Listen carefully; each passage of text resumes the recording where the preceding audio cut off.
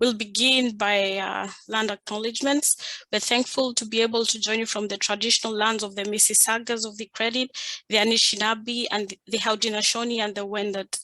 So before I pass this on to our speakers, I would like to understand your familiarity with the carbon accounting and the GHG protocol.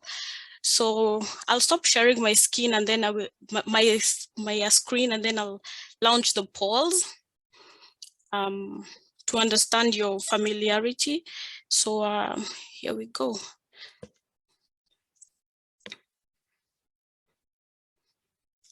So I've launched the polls. Let me know if you can see the polls from your end. Okay. Yeah, all good. Okay. So this will help our speakers understand the level of understanding of the topic and guide the presentation as we go forward.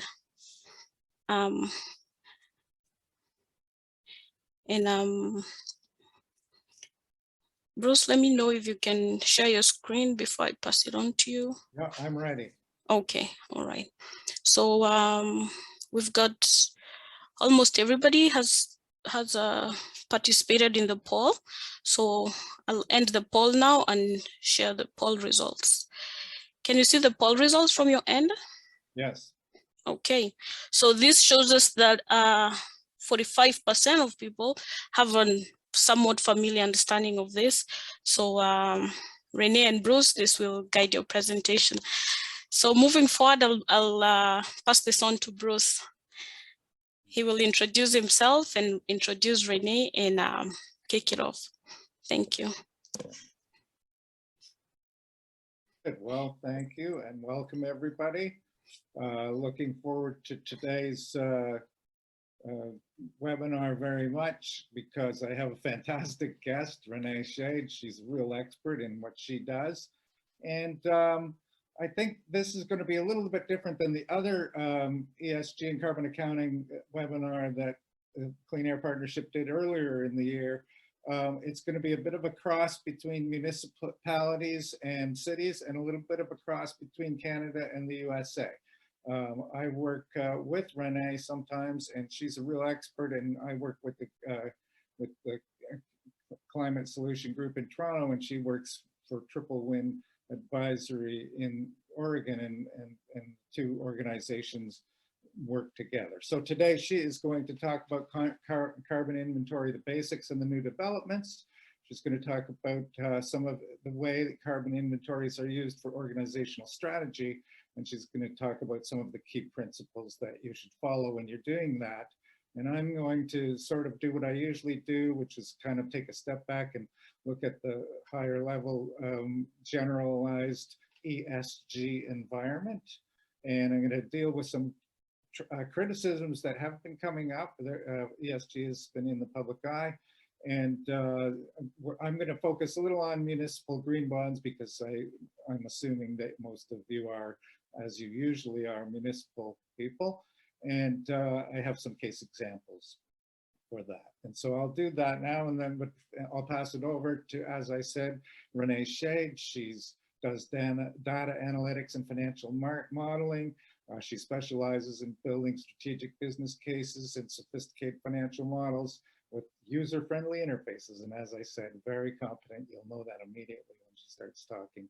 She was educated at the Presidio Graduate School. She has a Bachelor of Science in Environmental Engineering and from Columbia, and she's a member of the Society of Women Engineers. So welcome, welcome Renee, and thanks for being with us.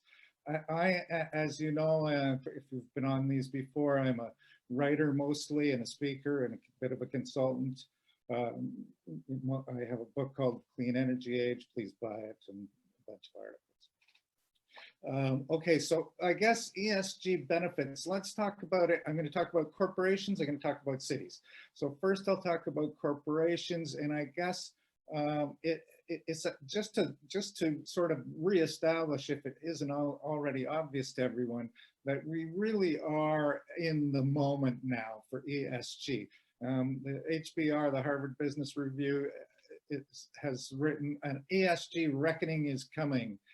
just this year, and they cited this Rockefeller Asset Management report that looked at 245 studies in the last few years, and they showed that consistently better financial performance for corporations was correlated with sincere ESG programs. So now disclosure itself, as we're going to get to, does not result in better performance, but the associated activities that you are disclosing do. Okay, or does do. I'm not sure of my grammar. Cities, so ESG and green bonds. I guess there are very obvious benefits of ESG.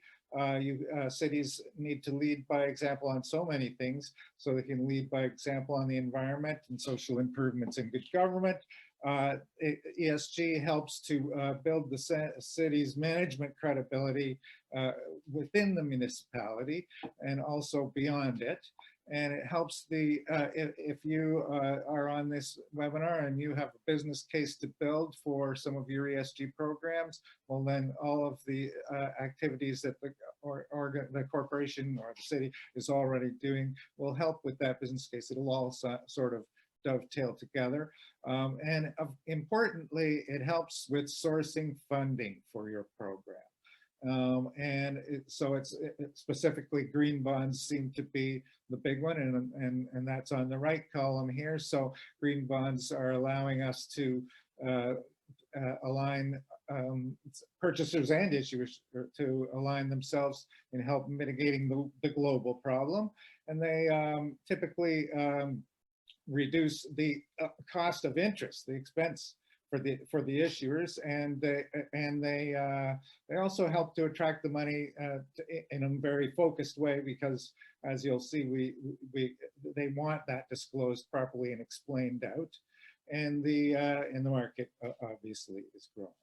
So I guess and this is a sort of a survey that was taken a few years ago, just to show what the impact is. And so I guess it's growing among investors and issuers.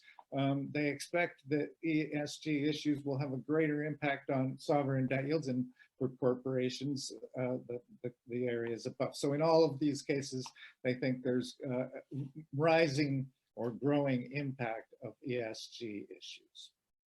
And of course, as you become more mainstream or in the popular eye, you become a bit of a target. And there has been in the popular literature in recent times quite a bit of ESG criticism, which maybe you might think, oh my gosh, we're in trouble. But really, as Oscar Wilde says, if you're not being talked about, then it's worse than being talked about. And so now I guess this signals that ESG is in the mainstream, and the cautions, I guess the most popular ones I've heard about are we disclosing fully? Are we, the renewable energy certificates is a prickly area, and to what degree are some of the ESG approaches greenwashing? And I want to talk about those three things specifically. So, for example, on full disclosure, there might be an instinct, because now a lot of the reporting and disclosure is still fairly voluntary. There are of course guidelines, but you have the discretion to follow them or not. So you might have a program among your many programs, like the one in the middle that's circled in red, that did not reduce greenhouse gas. And you might be, the instinct is to, well, maybe we'll talk about the other programs and not that one. But I think some of the authorities are looking for, the standards bodies are looking for full disclosure. And if you do, you might find out that in any case, it's still on balance. You're still doing a very good thing. So just disclose it all, and within all of your projects, you're still going to be looking good, and you'll look particularly good credibility-wise. So renewable energy certificates, it's a prickly area. They certainly have their place, and they have been well used in the history of organizations and corporations moving towards better environmental activities and initiatives, but they are also, you know, they can become a crutch. And so there are concerns about double counting. There are concerns, these are sort of the scandal ones. There are concerns about unverified green projects. There are concerns about additionality, which is sort of a way of saying double counting, but it means would the project have been done anyway? There are concerns about sort of using it as a get out of jail free card. So it's like, okay, I did something bad, but I'm also a saint over on this side. So on balance, I'm a good guy. Well, maybe not. Maybe that's not the best way to communicate it. And so again, also with the phrases net zero and carbon neutral, you've got to be careful how they're used. You got to define them, and Renee is going to talk a bit about how she defines some of them. Also in the States mostly, but there are some jurisdictional differences between states and so on, and it gets complicated, and so there's some criticisms. Are we doing this right? Are we doing this wrong? Who's writing free? Avoiding greenwashing. It's very important because, you know, we're doing this. We're doing ESG disclosures and carbon accounting as a solution to greenwashing, but in some cases it seems to be causing greenwashing. So let's not make errors. So I guess some of the rule of thumbs are as follows, and the big one for me is announce your achievements, not your intentions. So, you know, wait until you've completed a program. I mean, I know that your leaders, your politicians, everybody holds the purse strings. They want to announce it at the beginning. That's fine. Announce it at the beginning. Don't make a huge thing out of it. Save the huge thing for when it's completed, when you've measured the greenhouse gas savings, and talk about the achievement, not the intention.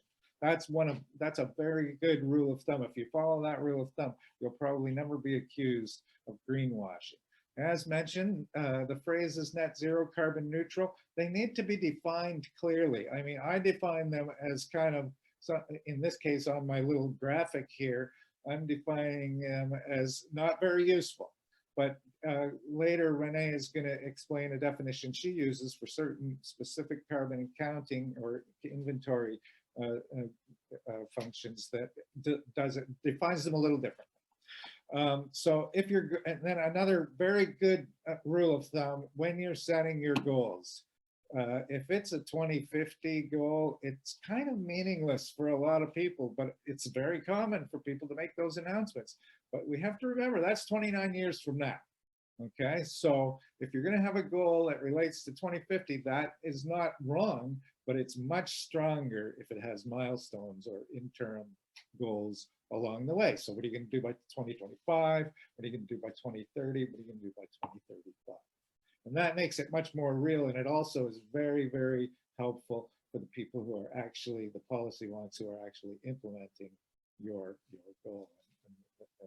And it's a good reporting structure. It's just good all around. RECs, as I've mentioned, are a problem, renewable energy credits. So remember that they themselves are not the achievements. They're more like a charitable receipt. They're a record of your achievements. So just be careful how you talk about them. So what's going on in Canada? I'm sorry, I'm going to stop for a second. Okay, sorry. I just wanted to make sure that I knew what time it was. Okay, because I want to make sure that Renee has lots of time for her section, so she's great. So, okay, the Ontario Securities Commission, what's going on in Canada? Well, there's not a lot. It's quite early for many of the organizations, but they are working on it. So I checked in with the Ontario Securities Commission. They had this very good roundtable, which I missed, but then they had recorded it. I got to hear it, so that's good. And so they have some resources. They're starting to get resources, but when I talked to them, Wendy and Chris, they told me that there's just now developing more rules, more resources. They're primarily concerned with accurate disclosure, and they're going to have a set of new priorities coming in the next fiscal year. But you have a couple of links here that you can go to get some preliminary information. I want to talk, as I usually do, about some concrete examples. So I've brought some municipal government examples. I'm not a huge expert on some of these, but I am learning as much as I can about them. So let's first look at the City of Toronto, which seems to have a pretty robust program. So it just goes to show you not everything about ESG is new, I suppose you could say it that way. So because the City of Toronto has been doing it for quite a few years, these are their general goals. These are their general climate goals. Around which, and you know, you might think of the City of Toronto as a, you know, a sophisticated big city. They must have scads of money, power of taxation. Not really. They're strapped like everybody. They have to, every time a councillor brings a new project to council, the funding has to be found. They have to find funding for it. So of course, and these are their overall green goals, just restated. And also one of their achievements, which I think is pretty good, 44% lower than in 1990 already. And cities are doing, I think, better than countries and provinces for obvious reasons. They're closer to it, and they have fewer balls in the air, fewer things to juggle. In fact, Toronto was one of 43 cities to get an A grade from CDP.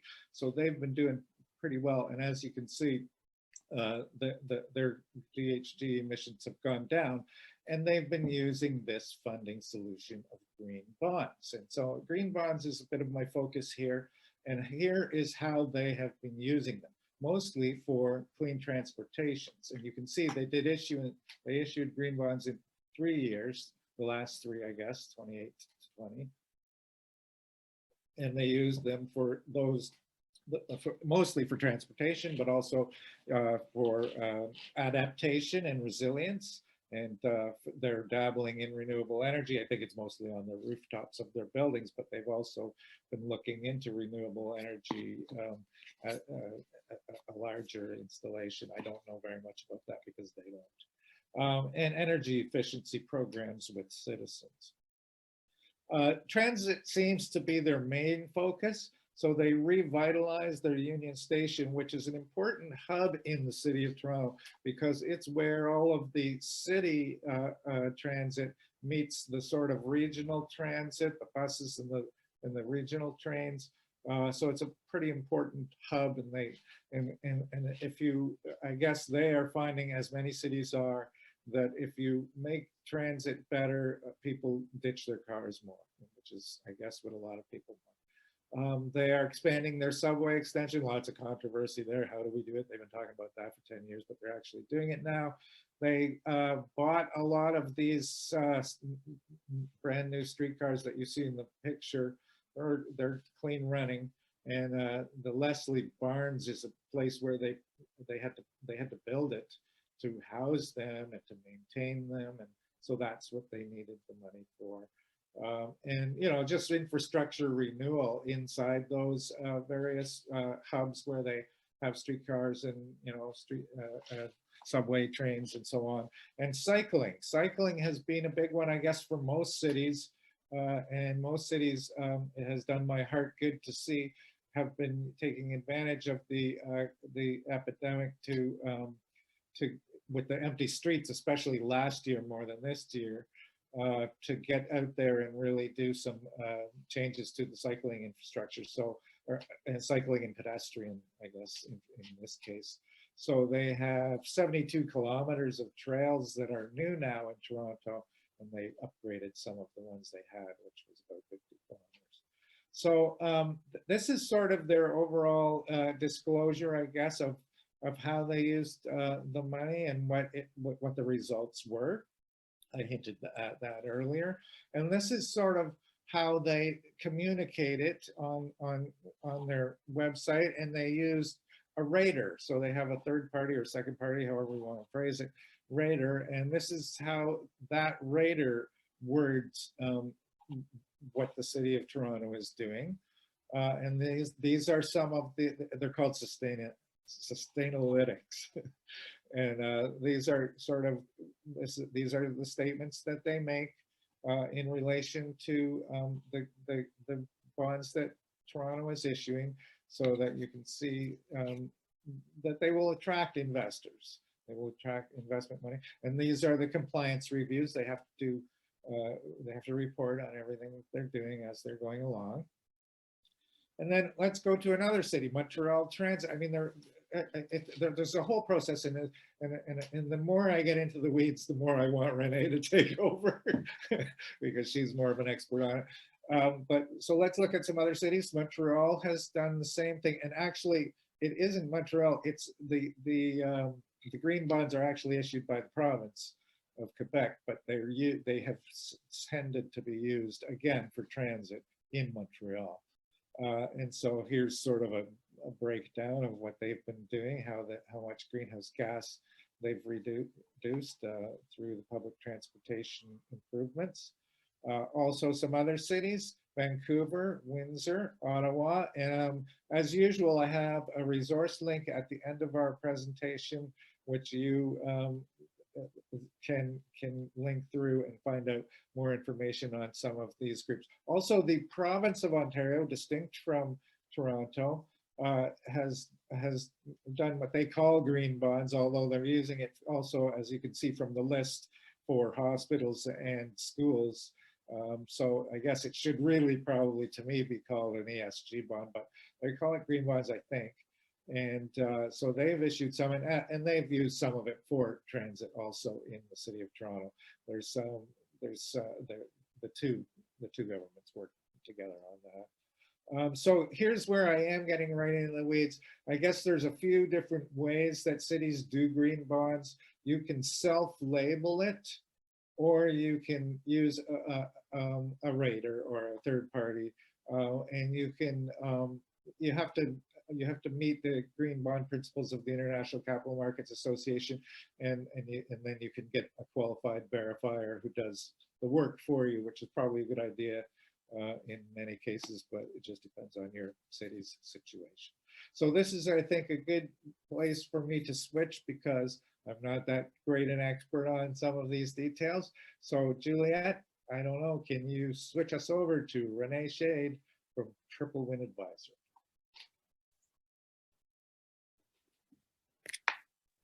Sorry, so Renee, you can share your screen now? Sure. Okay. Great. 1 second. Share. Okay. All right. Do you have my slide showing up over there? Yes. Okay, great. And then I saw that one of the questions popped up in the Q&A around ESG, and I thought I was typing an answer, but it told me that I was answering it live. So just a quick definition for you guys on that. That's environmental, social, and governance. So when we're talking about carbon, sustainability, and all of those things, that falls under the E, but there's also the social impacts, kind of both internal and external, whether you're a company or a municipality, and governance, how you're actually running things.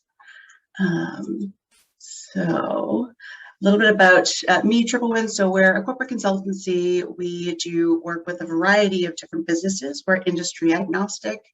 One of the main things that we're doing is carbon inventories. We're most keenly interested in business circularity, but that is one of those terms that's really on the forefront. And we find that conducting a carbon inventory is kind of one of the gateways to getting companies to do that. So I know that we've got a variety of levels of knowledge, but I want to just get us all on the same page and talk about what a carbon inventory is. So just blanketly, it's a measure of an organization's emissions that contribute to climate change. We're talking about both direct emissions, where they're actually burning fossil fuels, indirect emissions, where they're not the one burning fossil fuels. And it actually takes all of these activities and translates it down into one number. And that number is metric tons of CO2e, or CO2 equivalent. And that is what gives you the carbon footprint. And touching on the carbon inventory universe, so there are a lot of organizations involved in this, but things are becoming more and more standardized. So when we talk about that carbon footprint, these different organizations and the way that they interplay have helped us come down to a standard that is used across different cities, states, provinces, countries, companies, etc. And just want to highlight on here. So it is on the measured place. That's what we're talking about, the greenhouse gas protocol. That's what we're going to follow today. And the greenhouse gas protocol was put into place as a combination effort from the IPCC, the WRI, and the WBCSD. So you guys have all had your alphabet soup for the day. And carbon standards. So I know we've got, mostly folks on the public side of things are municipalities. And so right here, I put together a quick chart, just talking about what the different standards are when we're talking about corporate versus cities and countries. So for both of them, there is protocols or standards in place to both measure carbon emissions and for a way to measure the mitigation of carbon emissions. For cities and countries, we've got the Global Protocol for Community Scale GHG Emission Inventories, which is shortened down to GPC, which if you've done an inventory for a city is the one you're probably familiar with. The Policy and Action Standard. So what this does is this helps estimate the greenhouse gas effects of policies and actions that an entity puts into place. For companies and organizations, we've got the corporate standard, and that's going to be scope 1, 2, and 3 emissions that I'm going to walk you through. And on a smaller scale, we've got the product lifecycle assessment. So that is taking a look at what are the emissions associated with just one specific product as you go through the whole life cycle from the origin of the raw ingredients straight through to end of life, depending on how it is processed. And then for mitigation on the corporate side of things, we have the project protocol. So if you are a company and you're looking to put together some carbon mitigation projects, you actually would use this to estimate what those CO2 emissions are that would be mitigated through the project. And also just want to note, if you have any questions, I know that the Q&A is working. Or throw a question to the chat. And Juliet, if I miss it, just feel free to stop me and I can pause and take the question. Okay. Thank you. So corporate carbon footprint. So getting back to GH2 protocol, the reason that this is in place and that it's helpful and important is that it means if you are taking that standard and measuring your company's carbon footprint, you're doing so that is consistent, or doing so in a way that's consistent across different organizations. So that way, when we're going on to, Bruce mentioned earlier, the CDP or the Carbon Disclosure Project, and you're looking at the carbon, inventory or carbon footprint that folks are reporting on, it is done so in a consistent way. So the way that things are being measured have some consistency, the way they're reported and sorted and organized all have some consistency there. And when you put the whole corporate carbon footprint together, this is the image that we use to represent it. And it's got scope 1, scope 2, and all around the orange and green is scope 3. So I'm going to walk through what those are real quick. Scope 1, so this is the category of a company's direct emissions. So basically, if you are burning fossil fuels, so say you have, let's say you've done a project where you've got a furnace powered by natural gas, you're burning a fossil fuel on site. Generally, those are reported here under scope 1. If you're an organization who owns vehicles, the gas that goes into those vehicles, you're burning the fossil fuels there, that also goes in scope 1. So scope 1 is the only place for direct emissions here. Now scope 2 is essentially all of the purchased electricity that an organization is purchasing to power their operations, be it offices, warehouses, etc. And then in some places you can also purchase steam heating and cooling. New York City still has a series of steam pipes underneath the city that you can purchase.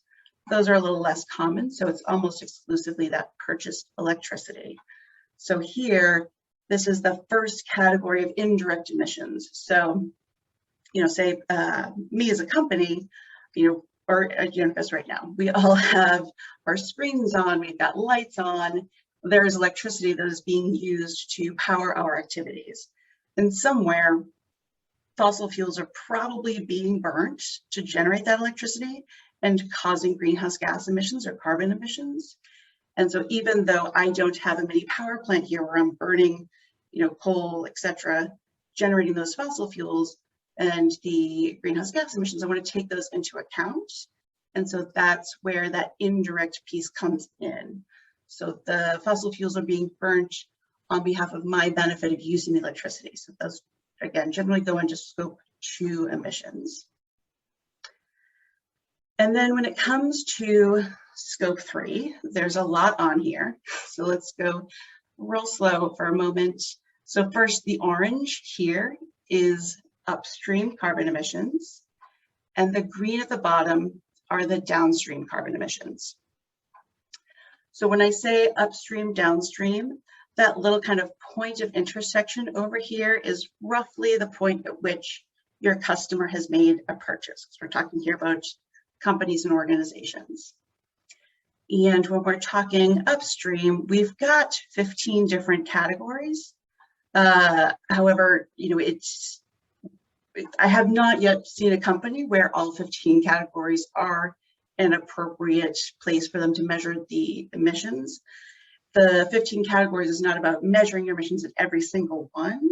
It was about GHG protocol being able to have different categories for all types of industries and organizations to report their GHG emissions under in a standardized way.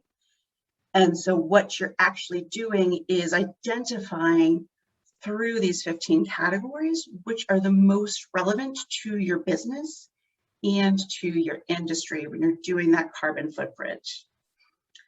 And I want to highlight just some of the things that are going in here. So we're talking about purchased goods and services. So basically anything you're buying to help power the business, production or non-production goods, capital goods, when you're making those bigger CapEx investments and things. Fuel and energy related services, that's almost exclusively if you are in the buying or selling of fossil fuels. Transportation and distribution. So say you are a beverage company. This is the transportation and distribution of the raw materials that you are using to make your beverage from the vendors to your production facility. So this is all of those raw ingredients coming into you. And then that waste generated in operations, once you have those ingredients and you're making that product, you're making that beverage, there is some waste being generated in some way through those operations. So this is the waste that's coming out of your production facilities and your offices as you're making your good or service. Business travel, fairly straightforward, something that we haven't done very much of over this past, I'm going to say 19 months at this point, but pretty standard flights, hotels, rail, etc. Employee commuting, so this is just the travel that your employees are or did, and at some point in the future will be doing, again, traveling from home to the office or to your headquarters on a daily basis. And then leased assets. So here it is any of the assets that your company has that you are leasing from someone else. So say you have an office space, you do not own the building that office space is in, then you're leasing that office from somebody else. So the emissions from that might go here into leased assets. So here's our rough break here. So transportation and distribution downstream is getting that finished good or service to your customer. So going back to that example of the beverage company, this would be the pallets of my fully made product in pallets, flats, delivered to my distributors and the end users in the sale. Processing of sold goods. So this is one that comes in that is, not specific to every single company. This is basically if the person or the entity that has bought your good or service needs to do something to process it. So for here, I like to think of it as mainly your kind of B2B sales, business to business, of raw ingredients or components and so on. So going back to that beverage company example, hold on a second. Going back to that beverage company example, the company that sells the raw ingredients to that beverage company. So say, tea leaves is one of the things they need. The tea leaf company, I would then take into account some of the emissions to use those tea leaves that I sold to someone here in category 10. Category 11, use of sold products. Since we're, again, all looking at electronic devices, they need electricity to run. So if I am Apple, if I'm Lenovo, if I'm Best Buy, right here, we would take into account the electricity needed to power the products that we've sold to our customers. End of life treatment of sold products. So let's stick with the electronics example again. So once those electronics are done and they need to be disposed of in some way, this accounts for the emissions for how that is done. Leased assets. So that example of the building, say I'm the building owner and I'm leasing out office space to somebody else. This is where I account for those. Franchises, again, only specific to franchise companies. So something like McDonald's would take emissions into account here for the franchises they have out. And investments is very specific to investment companies. And then they are there to take account of the emissions of the companies in their portfolio. This is wordy, and you're getting a copy of the deck afterwards, so don't feel like you have to kind of get all this knowledge into your head right now. But as we're looking at the GHG protocol, one of the standards they have is those categories we just looked at. The other is the manner in which the reporting and accounting is done. So this is considered the best-in-class approach from GHG protocol. And what this does is just helps make the process a little bit more clear. And one of the things in here, defining the business goals is really important because we're looking at the next one. It's important here that we keep this relevant. So it needs to be relevant to the business, to the industry, what you're doing. And again, when you get that best-in-class approach, those other steps help make it a more complete inventory, consistency, transparency, which is important based off of what Bruce was talking about earlier. Bruce, I wrote down announce your achievements, not your intentions.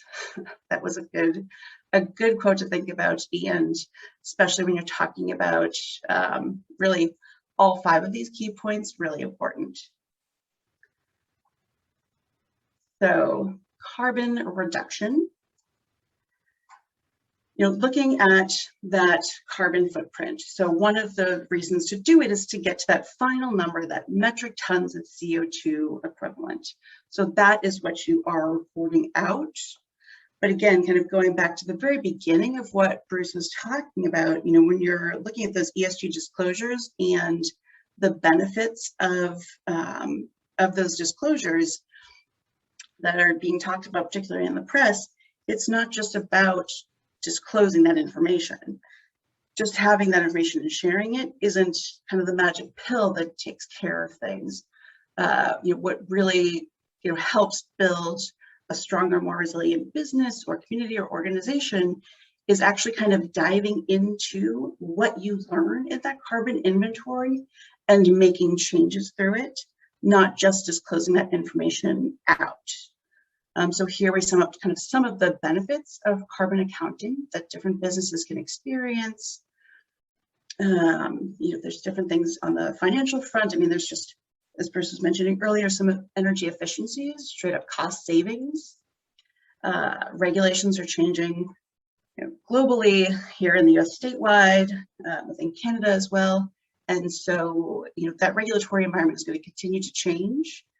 So if you're going forward and starting that inventory and digging into what's in there early, you can help your company stay ahead of those regulations. And Bruce's least favorite, carbon neutrality. Let's talk about what this means. So one, there's carbon neutrality on a global scale. And the second is carbon neutrality on an organization-wide scale. So carbon neutrality on the global scale is what we have above there. So that global goal to limit warming below 2 degrees Celsius. And so that is looking at what is happening across the whole globe and keeping those emissions in balance, because what's throwing us off of balance is that we are now emitting more greenhouse gas and carbon emissions than the Earth can absorb, which is causing the changes in the atmosphere and our climate. So that's the big goal. And then when we're looking specifically at organizations, this is talking about, you know, the carbon that an organization or company is responsible for. And so, you know, technically, in order to be carbon neutral, a company would reduce its emissions to 0 in its operations. So we're not talking about the RECs and the offsets, just its operations and getting those down. And, you know, right now for a company to do that would be incredibly challenging. And so, you know, we know that there are many steps forward to get there, to get to companies that can have that carbon neutrality. And so we look here at the carbon reduction plan. So when we're doing a carbon reduction plan and the goal to get to that carbon or climate neutrality, the first step there is measuring. So we want to conduct that annual carbon inventory. Step 2 is mitigate. So here we want to focus on what can we change in our activities to actually mitigate, reduce, and remove carbon emissions first, with a focus on what we call hotspot categories. So those are the ones that are the kind of the most relevant or the most emissions that we can make changes on within a company. And then that third step is the compensate. So knowing that it is a process over time and assuming that we're putting a plan in place to accomplish that process, we then know that in the beginning, we're going to need to compensate. And if you're working with, you know, kind of a reputable carbon offset organization, one of the things you should hear is that, you know, your order for offsets should decrease year over year. It shouldn't actually be going up, because the second area of mitigate should be increasing. Let's see, did we get another question in up there? Ah, yes, double counting. So double counting happens. There is actually no assurance that an activity is counted only once. If you go into the GHG protocol and read any of their materials, they will tell you, you know, straight away, double counting in here happens. And it's also okay, because when we're looking at these emissions and measuring them, we are not, there's a variety of different ways to measure them. So one is, you know, the kind of entry-level way to do it is on a spend basis. So let's take business travel, for example. So I am doing my first carbon footprint and I want to measure my emissions from business travel. I don't actually know the different miles and trips and everything that were taken, but I do know that my company spent, say, $20,000 on airline flights. And the way that we get from that $20,000 in airline flights to the metric tons of CO2 equivalent is through calculations with what's called emissions factors. And when you have that dollar amount, the first emissions factor you're going to use is what's called a spend-based emissions factor, which means that you're going to have a number, and the unit on that number is going to be the metric tons of CO2 equivalent per dollar. So say you spent $20,000 on business travel, and let's say that the metric for that is 0.1 or 10%. So 0.1 metric ton CO2 equivalent per dollar spent. So then we would take that 20,000 times that 0.1 and get to 2,000 metric tons of CO2 equivalent per dollar spent. So that's the roughest way to calculate it. And then, as you kind of get deeper into it, you would then have the actual miles flown. So the next year you work with a travel agent and you have, okay, here's a report from the travel agent, here are the miles flown. And generally speaking, right now, everybody's sorting those into short haul, medium haul, and long haul because the emissions are different. And the next year, what you can do is say, okay, instead of $20,000 spent, I know that I flew X number of miles in each of these categories. And then my emissions factor for that will then be metric tons of CO2 equivalent per passenger mile. So now I'm getting a more accurate number. Excuse me, it's so dry in here, we get winter in the day. So I'm getting to a more accurate number, but I don't have that reassurance that like, this is the exact number of metric tons of CO2 that were emitted because of this flight. So we're not getting those exact figures, and that's one of the reasons why the double counting is okay. And the second one is, even though it might not be the true exact number, you want to see that change in number over time.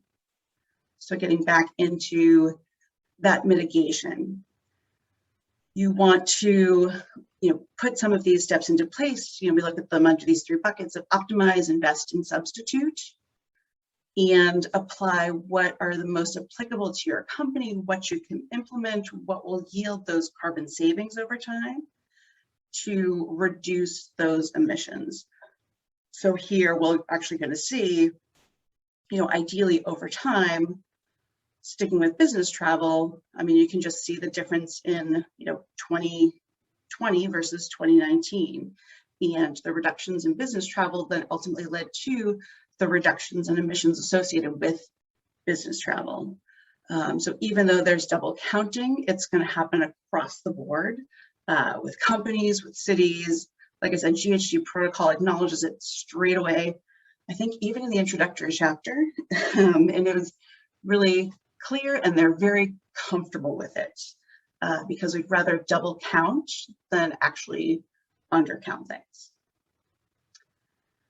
So carbon mitigation strategies, when we do a carbon inventory, one of the things we do is put together these recommendations for what we suggest a company should start pursuing to reduce those carbon emissions with a time frame too, because the other thing is, especially those things that are going to have substantial impact, substantial carbon savings are going to take a longer time to implement. So having a sense of not just what we're doing, but when we're doing it. And then afterwards, getting into that last piece of compensating with carbon offsets and with RECs that Bruce was talking about. So carbon offsets, you are spending money to fund projects that reduce the metric tons of CO2 equivalent emitted. And with the RECs, you're spending money to increase the megawatt or kilowatt hours that are generated by renewable energy. Asterisk, assuming they are a good and credible project, as Bruce was talking about. So that was lots of information. Do you guys have some questions that you want to throw out, or anything in particular you want me to go back to dive into?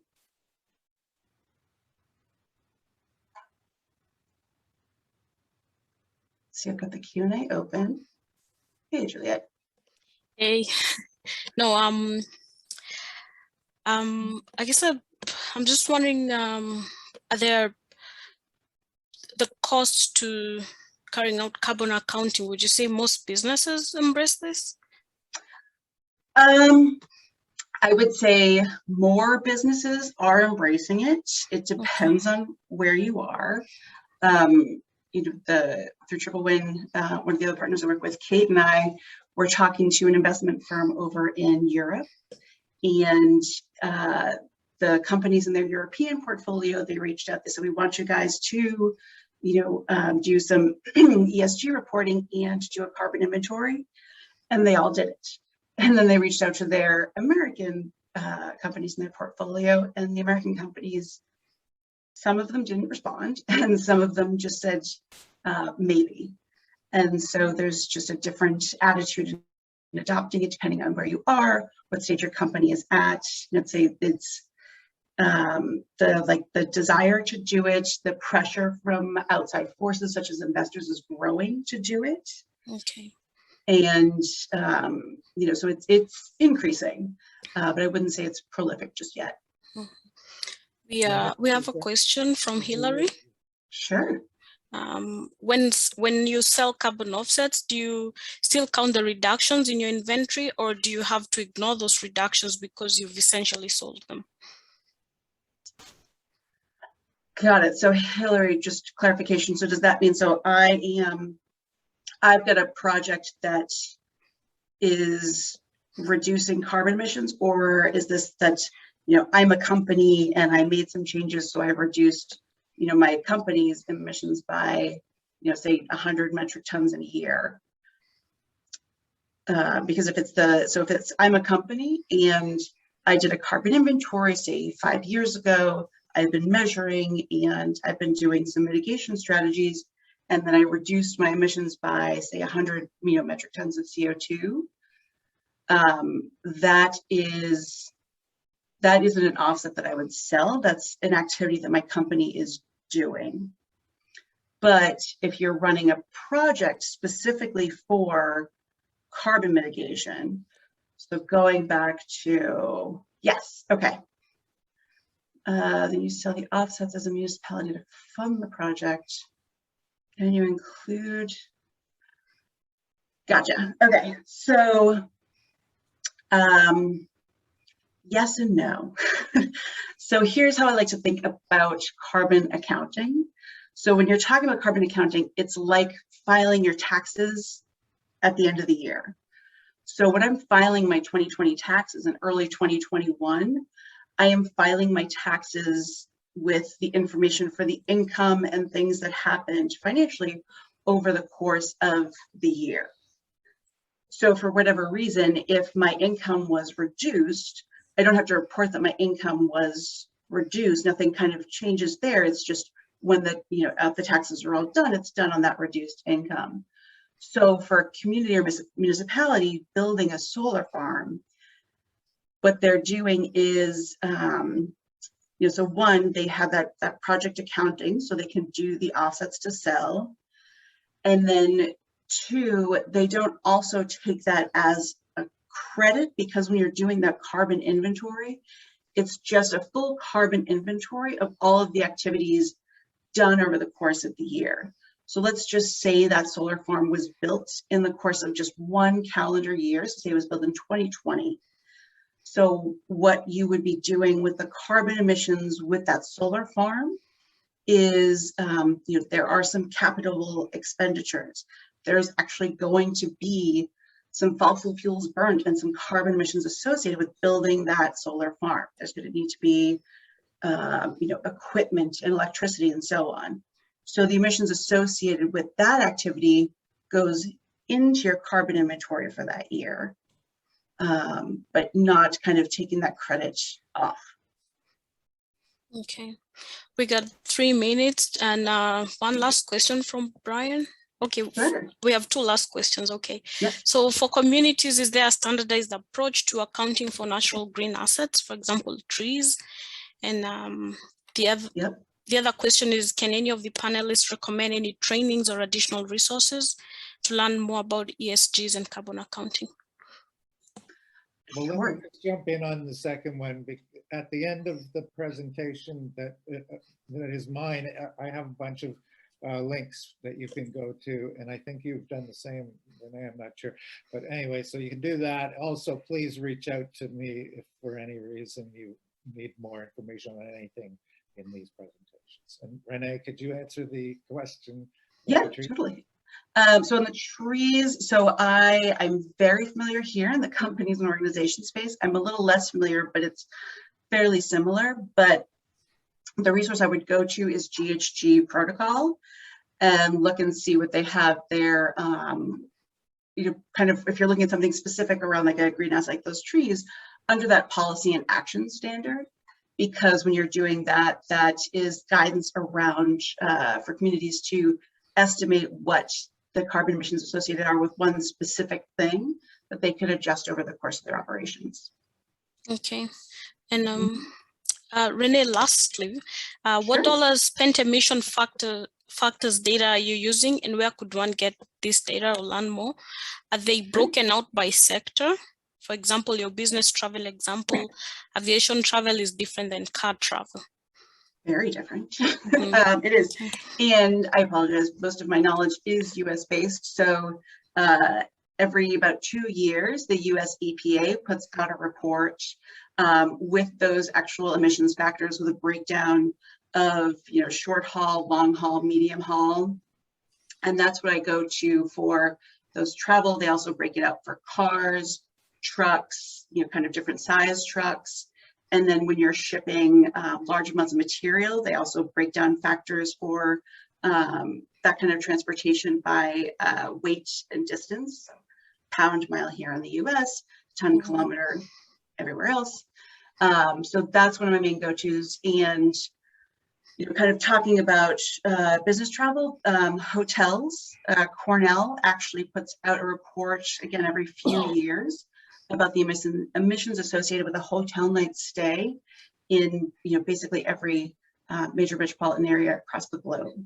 Okay. So that's another one. And you'll see, so you guys are going to get the copy of the slide.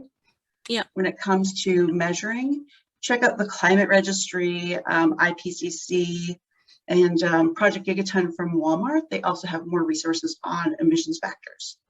Okay. Well, thank you, Renee and Bruce, for sharing your work and knowledge with us. And thank you everyone else for joining us. Proceedings from this webinar will be emailed to you shortly.